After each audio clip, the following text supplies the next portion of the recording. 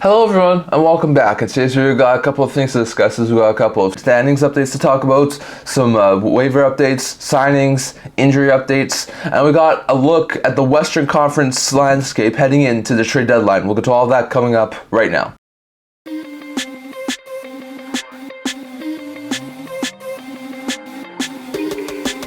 Hello everyone, welcome back to another video here at the Intent Hockey channel. Before we begin this video, don't forget to like this video and subscribe down below. Thank you for all your support. I've never been able to with all of you guys. So if you haven't already, don't forget to hit the subscribe button down below, and don't forget to leave a comment down in the comment section below discussing all that we'll discuss in today's video. We've never been able to do with all of you guys, so I thank you for all of your support. Now, I'm going to start today's video off by discussing a couple of standings updates. We're going to try and get through a lot of things here. We've got a lot of things to talk about, so we're going to start today's video off by looking at the standings. In the East right now, in the Atlantic Division, Florida leads it with 88 points. Followed by 86-point Boston and 78-point Toronto. 84-point New York Rangers lead the Metro, followed by 78-point Carolina and 72-point Philly. 72-point Detroit and 72-point Tampa are two wildcard teams, and they're followed by 66-point NYI, 65-point Washington, 64-point New Jersey, 62-point Pittsburgh and Buffalo, 56-point Montreal, 53-point Ottawa, and 52-point Columbus. And those are the teams that are looking right now in the East. Meanwhile, in the Western Conference, the Winnipeg Jets and the Dallas Stars are tied for the Central Division lead with 83 points. Jets do have the tiebreaker, followed by 81-point Colorado. You have 85-point Vancouver leading the Pacific Division, followed by 76-point Edmonton and 73-point Vegas. Then you have 72-point LA and 72-point Nashville, two wildcard teams. And they're followed by 67-point St. Louis, 65-point Calgary, 65-point Seattle, 64-point Minnesota, 55-point Arizona, 47-point Anaheim, 36-point San Jose, and 35-point Chicago. And those are teams on the outside looking in right now in the Western Conference. So some interesting stuff there, lots of interesting standings updates. St. Louis, Calgary, Seattle, Minnesota still hold on to some playoff hopes. Vancouver still holds a big lead in the Pacific Division. Edmonton's now leapfrogged Vegas. Dallas, Winnipeg, Colorado remain tight. The Rangers now have a bigger lead over the Carolina Hurricanes. The Panthers now have a 2-point cushion on the Boston Bruins. Both wildcard teams in Detroit and Tampa are now at 72 points. So it's a lot of interesting stuff there in the standings updates portion of the video. Next, going over to a quick look at the signings. Most of these are ELCs, so we'll get to all of these quickly here. First, the Nashville Predators have signed Austin Roes, a right winger, who was a 6th round pick in their 2023 draft. Has signed him to a 3-year ELC with the AAV of $845,000, and he'll begin at the start of next year. Very good signing there for the Predators. So far this year, he's had 32 goals, 63 points in 56 games. Last year, 32 goals and 78 points in 60 games, so a little bit lower than what he was last year, but he's putting up some really good numbers over the WHL, and he's looking like a really good prospect, so hopefully eventually he could be like a third-line ringer. So some really good stuff there for the Nashville Predators. Then you have the Tampa Bay Lightning signing center Gabriel Sesturk to a 3-year ELC with the AAV of $870,000, and he'll be going to start next year. Now for Sesturk, he's also playing over the WHL, hope I'm pronouncing that name right.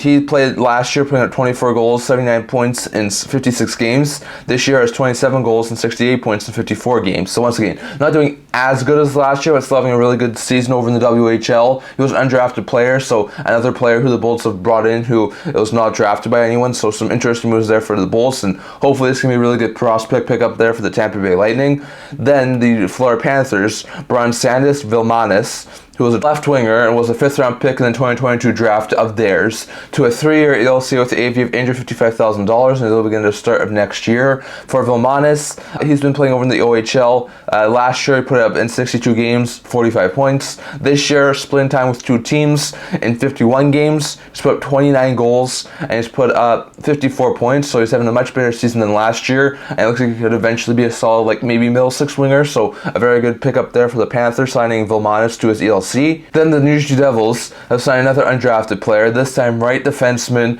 Mikel Diote, to a 3-year ELC with an AAV of $950,000, and they'll begin at the start of next year. Once again, same sort of thing, undrafted player having a good season over in juniors. Last year in the QMJHL put up 8 goals and 27 points in 62 games. This year he's put up 10 goals and 37 points in 51 games, so he's already having a much better season. He's got the max AAV deal he could get on his new contract, and it's a very fantastic sign there for Jersey, who hope that he could eventually be a solid third pair defenseman. So really good stuff there for the New Jersey Devils. Then we have one of the bigger ELC signings from the past couple of days, and that was Denver Barkey. Barkey, who was a center with a third-round pick in this past year's draft for the Philadelphia Flyers, signed a 3-year ELC with the AV of $914,000, and deal began to start of next year. Now, Barkey, unlike some of the other guys, is a really good prospect and someone who should have a future definitely as an NHL player, potentially as even a top 6 forward.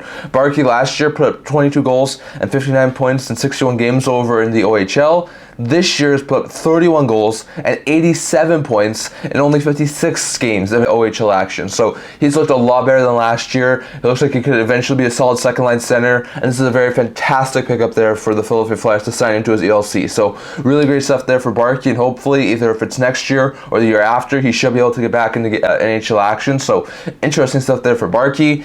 We already talked about some of the bigger signings over the weekend, like the Elias Pettersson one in Vancouver, as well as Nashville with Novak, and Quick with New York Rangers in my previous video. So some interesting signings already there. Then we said all of those ELCs. We did have one depth signing by the LA Kings, and that was with goaltender Aaron Dell. Now Dell was a player who's been bouncing around off of a couple of PTOs over the offseason and into the regular season, playing the AHL a little bit. But Dell has signed a 1-year 2-way deal with the LA Kings with the AV of $775,000 to help them finish out the season. We know the Kings don't have a huge abundance of goaltenders.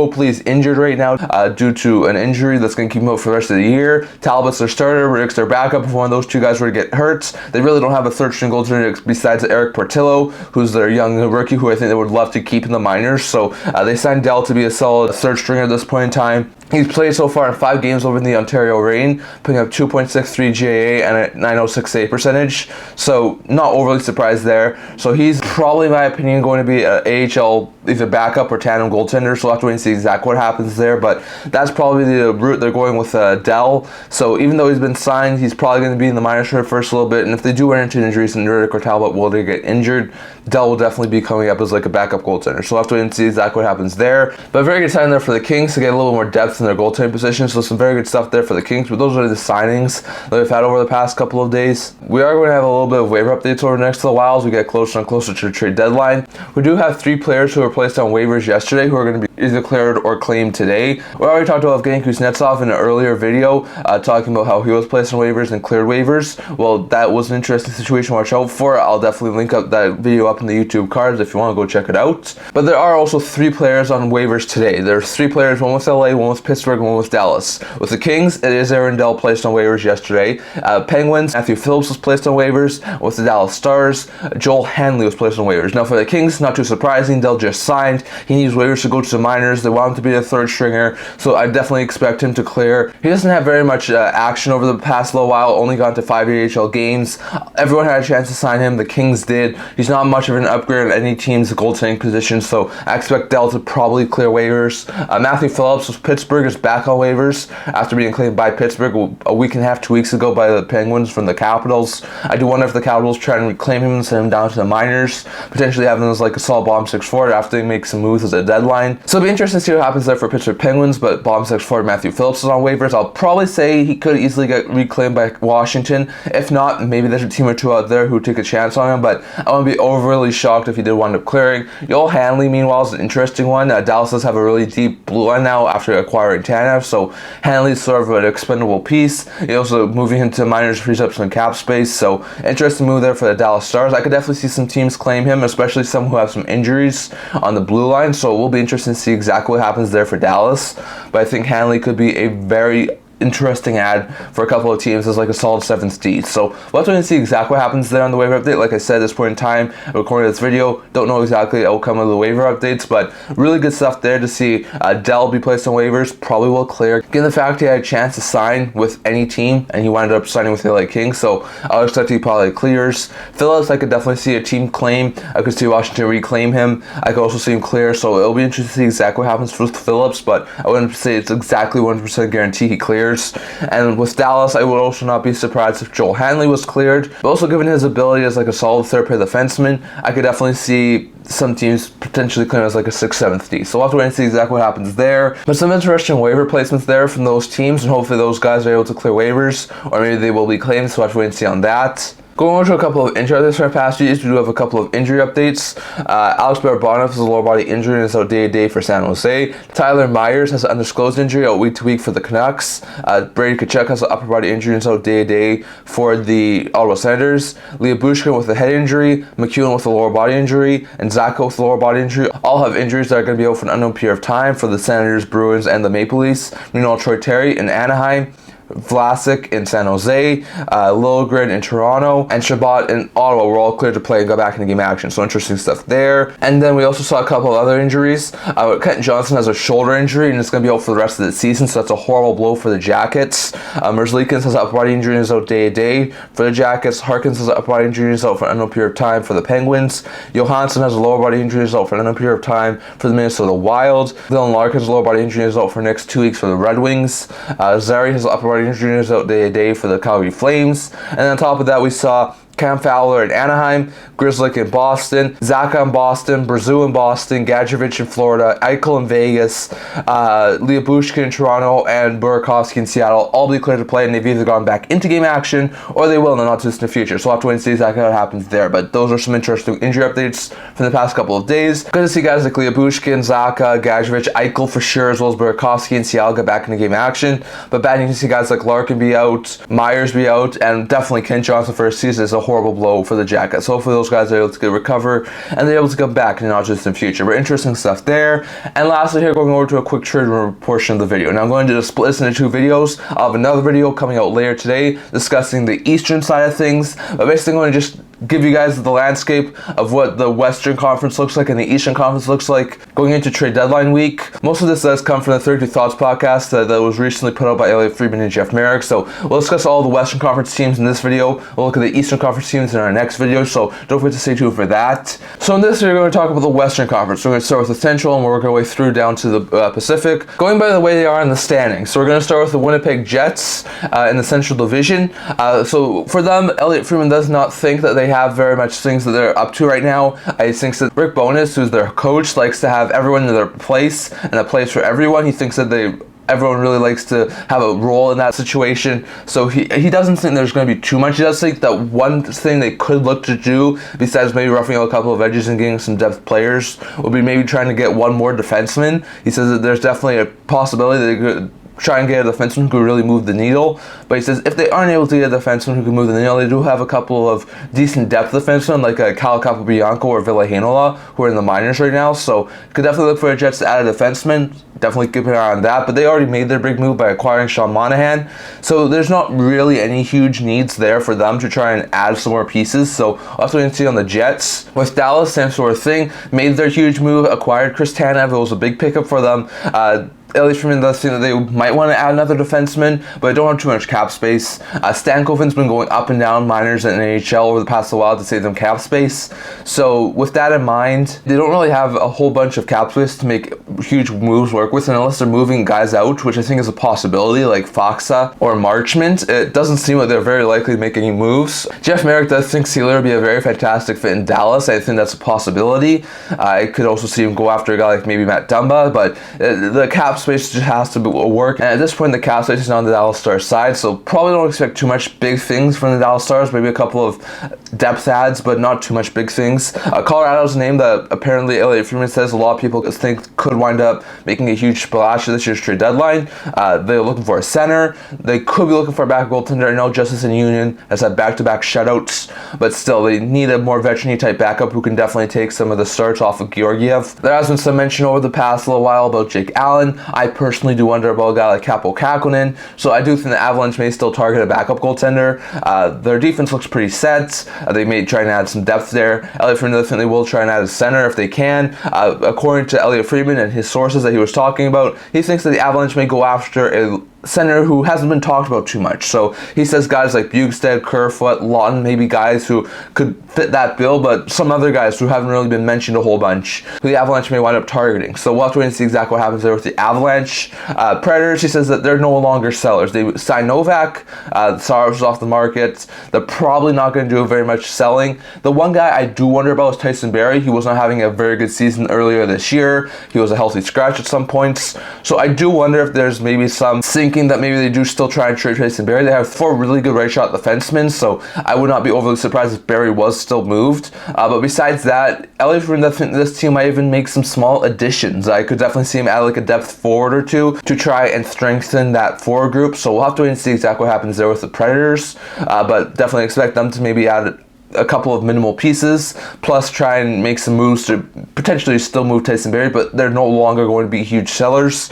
St. Louis, they've fallen out of the playoff race, 5 points out right now. They're not doing overly good. Elliot Friedman does say that this team will sell. He says the big name right now is Buchnevich. The asking price is extraordinarily high on Buchnevich, so they have to have a huge offer in order to move Buchnevich, but he's been extremely well with St. Louis. He could potentially resign there if they keep him in the offseason, so Buchnevich is definitely a big guy to watch out for. I've also seen some people say Saad, Kapanen, Blais, Virana. Jeff Merrick does think this team really has been trying to make some deep moves on the defensive end for quite some time now. The Krug was supposed to be a flyer until he blocked that trade in the offseason. So they could still also look to try and make some moves on the blue line. I do wonder about Scott Perunovich. I do wonder about Marco Scandella. I've talked personally about this for quite some time. I still think Colin Parayko's interested in him that could wind up being moved. So we'll have to wait and see on the St. Louis Blues, but they're going to be a really interesting team to watch out for over the next little while.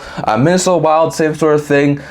They're going to be an interesting team. They don't have a whole bunch of trade chips that they can use. One guy who could be moved is Brandon Duhaime, who according to LA Friedman, a lot of teams could cover as like a solid playoff contributor. So we may see Duhaime be moved. I do wonder about Patrick Maroon, but besides that, there really isn't that much. LA Friedman does think that Fleury's off the market. They don't really want to trade him. Fleury doesn't want to go anywhere. They do think that Bogosian, the Wild are trying to extend right now, so the Wild might not want to move Bogosian either. So it seems that the Wild most likely will probably stand pat. But they could move a couple of decent depth players like Duhaime and Maroon. So that's what we're going to see on that. Arizona, definitely going to be sellers. Zucker and Dunbar are 2 bigger ones that, according to Elliot Friedman, are going to be moved. He does think that the situation in Arizona, with them having an uncertain future in Arizona, does make it seem like players may not want to stay there, even if they have some term, if they could potentially move. So that could be more of an off-season thing, but he does think that Bukestad could be out there right now, as well as Alex Kerfoot as potential center upgrades for a couple of teams. He just thinks that Dunbar and Zucker, like I said, probably the most likely options. I do think Stetcher, who's a pending UFA 2, could also be moved. I do wonder about a couple of other guys. Would they be considering Vejmelka as a potential trade candidate? I wonder about that too. So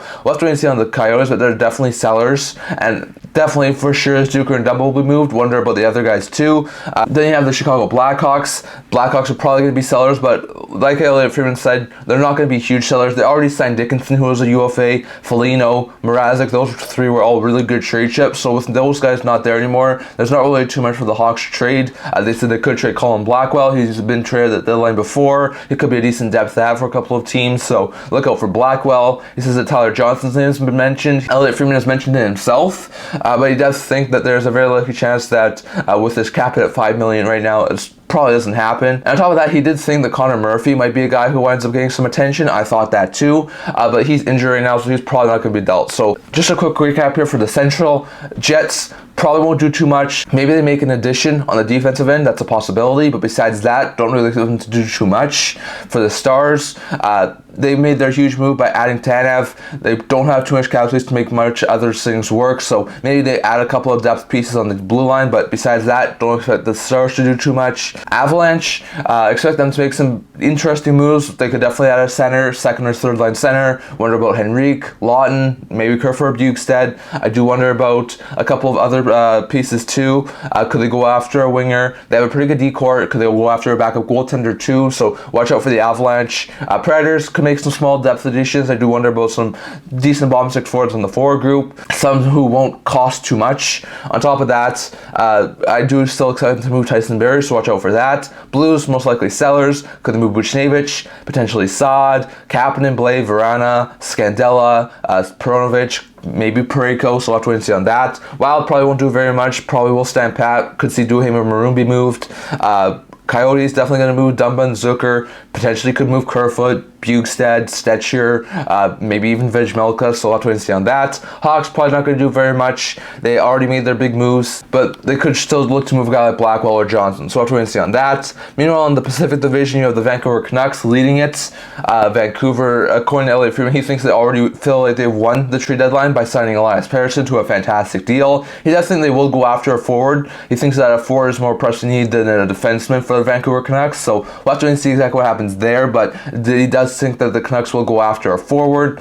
Edmonton, he thinks that they have to really figure out what position they want to upgrade and what position is the most needful. He thinks they could be looking at a top 4 defenseman, a top 6 forward. He doesn't think they're looking at a goaltender right now, but I could definitely see him look at some depth additions. So I'll have to wait and see exactly what happens with Edmonton, but he does think that they really have to figure out exactly which position they want to upgrade first, because they are a money in, money out team. In order to acquire some players, they have to move players out. So my guess would be guys like Kulak, Ceci, Fogle. Those guys would be trade candidates being moved by the Edmonton Oilers in order for them to upgrade their team. So we'll have to wait and see exactly what happens with Edmonton, but definitely expect them to make some moves before a trade deadline, whether it be on the defensive end, the offensive end, or both. So we'll have to wait and see on that.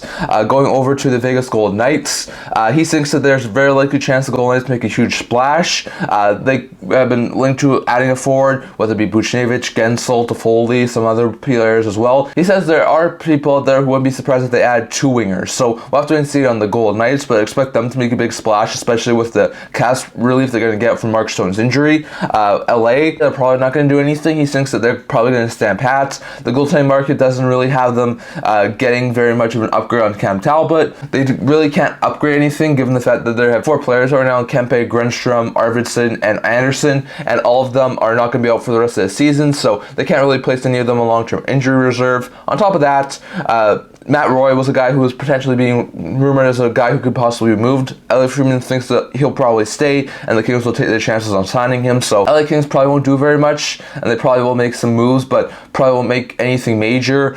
Calgary, same sort of thing that he's been saying for a while. Hannafin's preferred destination to go with Tampa. If they can make that work, he thinks that there's a very likely chance that Hannafin extends his list as players he'd be open to signing with, and that's sort of where the Flames are focusing on right now. Teams who Hannafin wants to sign, so if he can sign an extension, try and get a bigger return, that'll be the best thing for Calgary. He thinks that Markstrom, there was a trade in place for Markstrom, but he thinks that the Flames did pull out of it, and maybe not even due to cap retention, but just given the fact that the Flames really liked how Markstrom was playing and wanted to keep him, and now Markstrom's really angry, pissed off a little bit that he didn't want to be notified about a trade, then he was. Now he's not being traded. So Markstrom does seem a little bit angry, but I think this might be more of an off-season move. It sounds like the Flames do really want to just try and run with Markstrom for time being, but it does sound like the Devils do really covet him. So we'll have to see exactly what happens with Markstrom.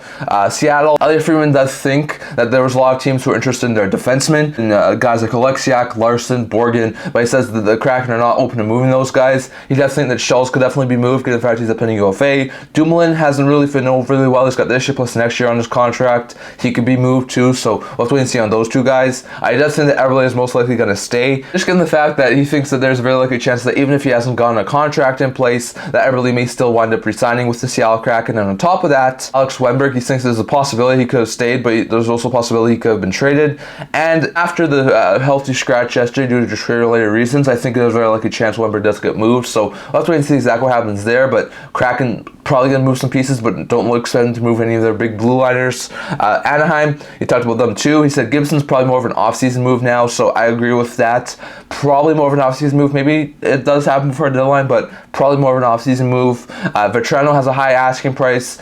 They sort of did the same thing they did with Henrique last year, which was ask a lot. After there's a team out there who may have asking price, then they move him. If there's not, then they move him next year's trade deadline. So we'll have to see exactly what happens there. And on top of that, San Jose, he says that there's not very much interest in San Jose's pending UFAs, and even though the Sharks want to move players, they really can't. There's probably not much interest in guys like Kaufman and LeBanc right now, given their production and their cap hits, but he does think that there's interest in a guy like Mikael Granlund, who has this year plus next year $5 million cap hit, Ferraro, who has this year plus a couple more seasons of $3.25 million, Duclair, who's a pending UFA at $3 million, Kakinen, who's a pending UFA at $2.75 million. I do wonder about Barabanov too, who has this year left at $2.5 million. So we'll have to wait and see exactly what happens there, but I do think there's a very likely chance that we will see a lot of trades from the Sharks, but as much as they really do want to make some moves, they don't really have too many good trade chips. So we'll have to wait and see exactly what happens there. But just to recap here for the Pacific Division, Vancouver, Probably going to add something on the forward group. Wouldn't be surprised if they add something on defensive end too, but definitely look for the Canucks to add something on the forward group. Oilers have to figure out where they want to add most. It's a money in, money out situation for Edmonton, so they have to really try and figure out what's the best move for them.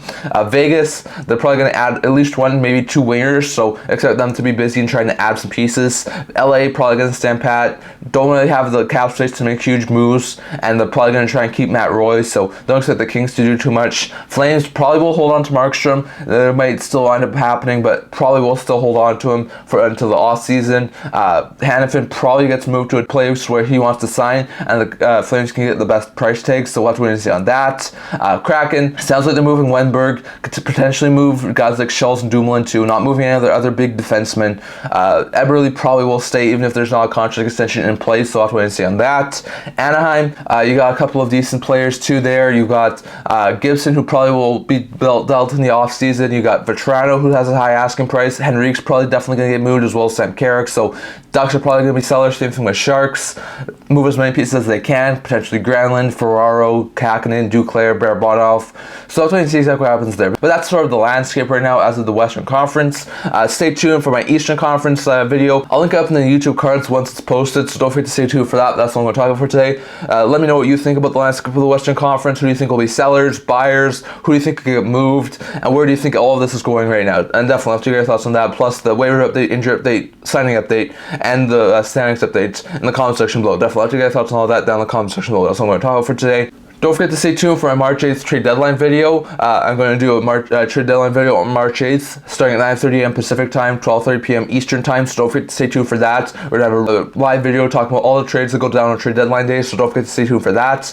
That's what I'm going to talk about for today. Remember to like this video, and if you'd like to subscribe down below. Thank you for all your support. I've never been able to do with all of you guys, so if you haven't already, don't forget to hit the subscribe button down below, and don't forget to leave a comment in the comment section below, so I'll discuss in today's video. I also do a blog talking about news, rumors, analysis, stuff like that, so if you check that out, leave a link down in the description below, and I can't wait to see you guys all for next video. See you guys soon.